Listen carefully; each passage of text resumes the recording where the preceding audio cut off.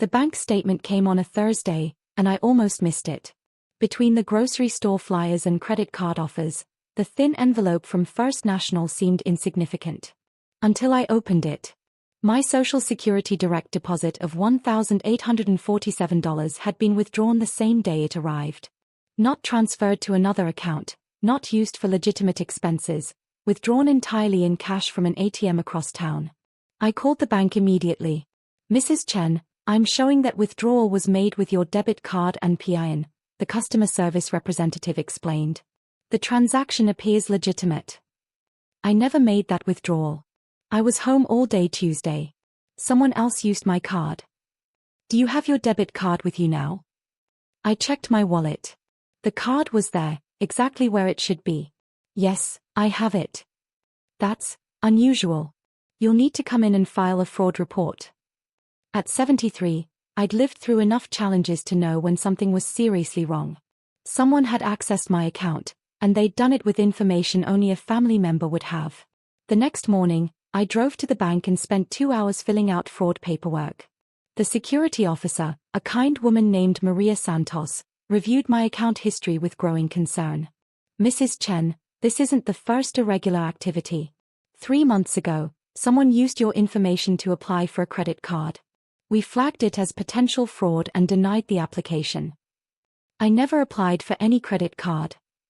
And last month, there was an attempt to change your direct deposit routing. We stopped it because the request came through online channels rather than in person." My blood ran cold. Someone had been systematically trying to access my finances for months. "Who would have access to your personal information?" Maria asked gently. I thought about it. My son David handled some of my technology issues when my computer acted up. His wife Ashley helped me with online banking when I forgot passwords. They were the only people who'd seen me enter my PIN, the only ones who knew my social security number and banking details. "I need to think about this," I said. That evening, David called with his usual weekly check-in. "Hi, Mom. How are you feeling?" "I'm fine, dear. Though I had some trouble at the bank today. Someone stole my social security payment." There was a pause. "Stole it? How?" "Used my debit card somehow. The bank is investigating." I listened carefully to his response, but David sounded genuinely surprised and concerned. "That's terrible. Do you need money to cover your expenses? Ashley and I can help." "That's sweet of you, but I'll manage.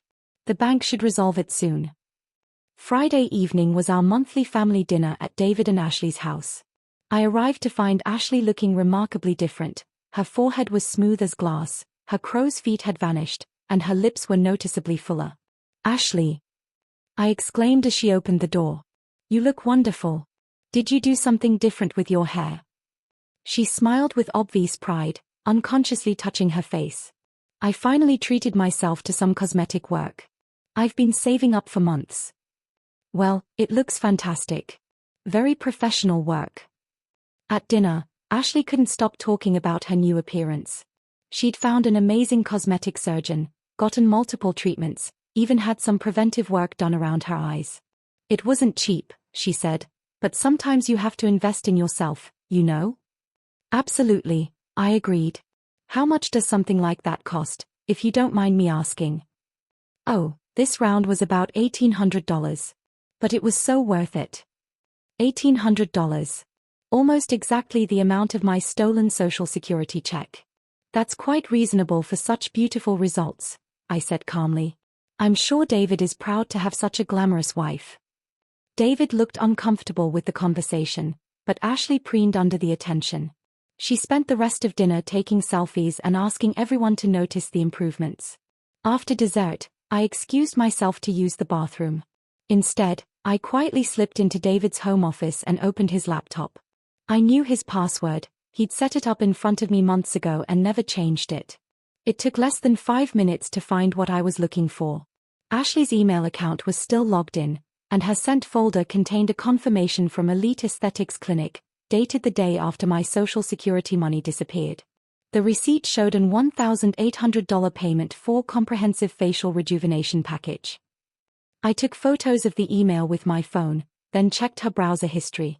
There were multiple visits to cosmetic surgery websites, financial planning articles about borrowing from family, and most damning of all, a tutorial on how to use someone else's debit card without getting caught. My hands shook as I photographed the evidence. My daughter-in-law hadn't just stolen from me, she'd researched how to do it effectively. "Mom, you okay in there?" David called from the dining room. "Just checking my emails, dear. Be right out." I returned to the table and complimented Ashley's appearance one more time. "You really do look years younger. I hope you got a good deal on the work." "The best," she said, smiling widely. "Sometimes opportunities just fall into your lap, you know."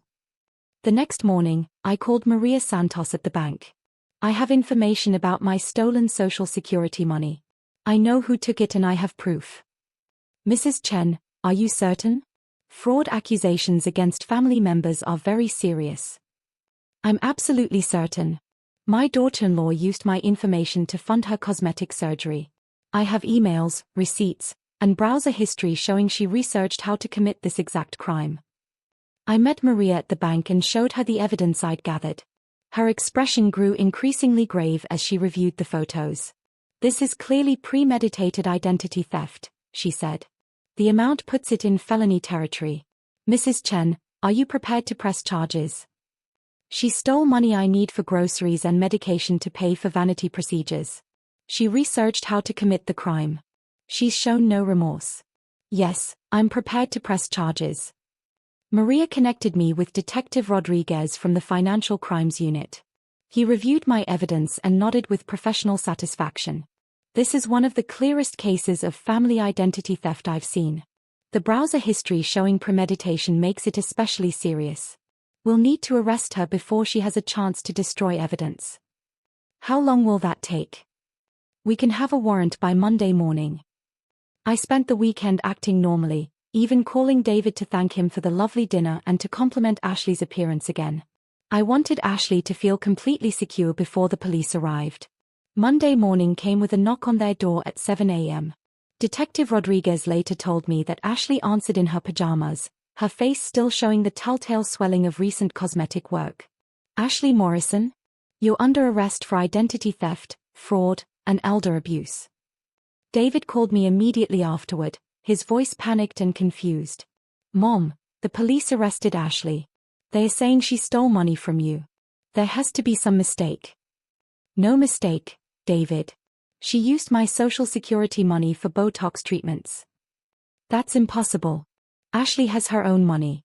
She's been saving up." "David, she stole $1,847 from my bank account. The day before her cosmetic surgery. I have proof." "What kind of proof?" "Bank records showing the theft. Emails confirming her surgery appointment. Browser history on your computer showing she researched how to steal debit card information." The silence stretched so long I thought the call had dropped. "You went through our computer." "I went through the computer of someone who stole my Social Security money. Did you know about this?" "Of course not. Mom, I would never. How could you think I'd steal from you?"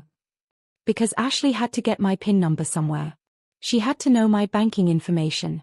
You're the only one who's helped me with online banking. She must have watched when I was helping you, or seen the information when I was there." "Mom, I swear I didn't know." I believed him. David had always been honest, sometimes to a fault. But his wife had taken advantage of his access to my financial information. "What happens now?" he asked. "Now Ashley faces the consequences of her choices." The investigation moved quickly. Detective Rodriguez found that Ashley had been planning the theft for months. She'd taken photos of my banking information during family visits, researched cosmetic procedures she couldn't afford, and finally found tutorials on committing identity theft without detection. "The premeditation makes this a serious felony," he explained during one of our meetings. "First-degree identity theft, elder abuse, and fraud. She's looking at significant prison time." Ashley's attorney tried to negotiate a plea deal, claiming she'd intended to pay the money back after David's next promotion. But the evidence was overwhelming, and the prosecution wasn't interested in reducing charges for elder abuse. The trial lasted 3 days. Ashley sat in the defendant's chair, her face still showing the results of the cosmetic work she'd bought with my stolen money. The irony wasn't lost on anyone in the courtroom. Her defense attorney argued that she'd been under financial stress, that she'd made a terrible mistake but hadn't meant to harm me permanently. The prosecution countered with evidence of her months-long planning process and her complete lack of remorse until she was caught. The defendant didn't just steal money, the prosecutor said in closing arguments. She stole from an elderly woman's basic survival funds to pay for luxury cosmetic procedures. This wasn't desperation, it was greed. The jury deliberated for less than 2 hours. Guilty on all counts. The judge sentenced Ashley to 18 months in prison, followed by 3 years of probation and full restitution. She would also have to complete financial counseling and community service specifically related to elder abuse prevention.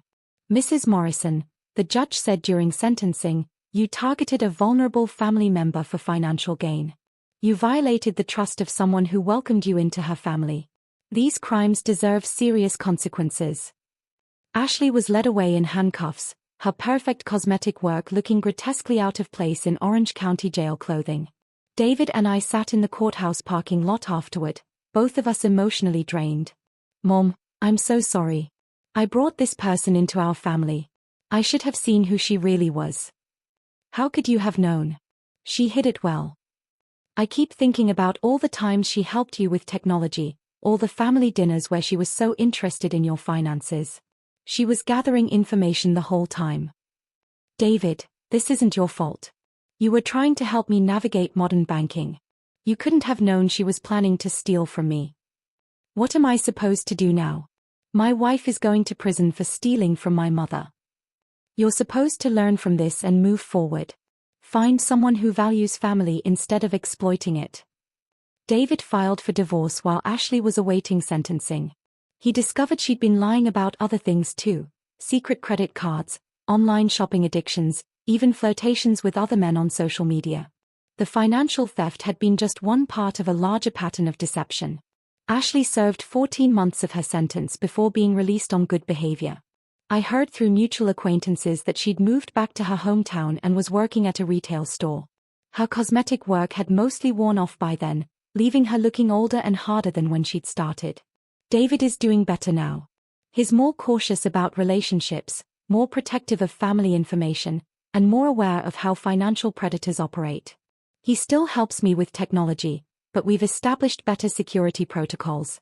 As for me, I learned that age doesn't make you invulnerable to financial crime, it often makes you a target. I also learned that sometimes the people who seem most helpful are the ones gathering information for their own purposes. The stolen money was eventually returned with interest, and I used it to upgrade my home security system and take a financial literacy class specifically designed for seniors. Knowledge is the best protection against people who see elderly family members as opportunities rather than loved ones. Ashley's botox has long since faded, but her criminal record is permanent. Beauty treatments are temporary, but the consequences of stealing from family last forever. Sometimes the best revenge is simply letting people face the natural consequences of their choices. Ashley wanted a prettier face at any cost. She got it, along with a prison sentence, a destroyed marriage, and a criminal record that will follow her for life. Some things cost more than money, like trust, integrity, and the respect of people who matter. Ashley learned that the hard way.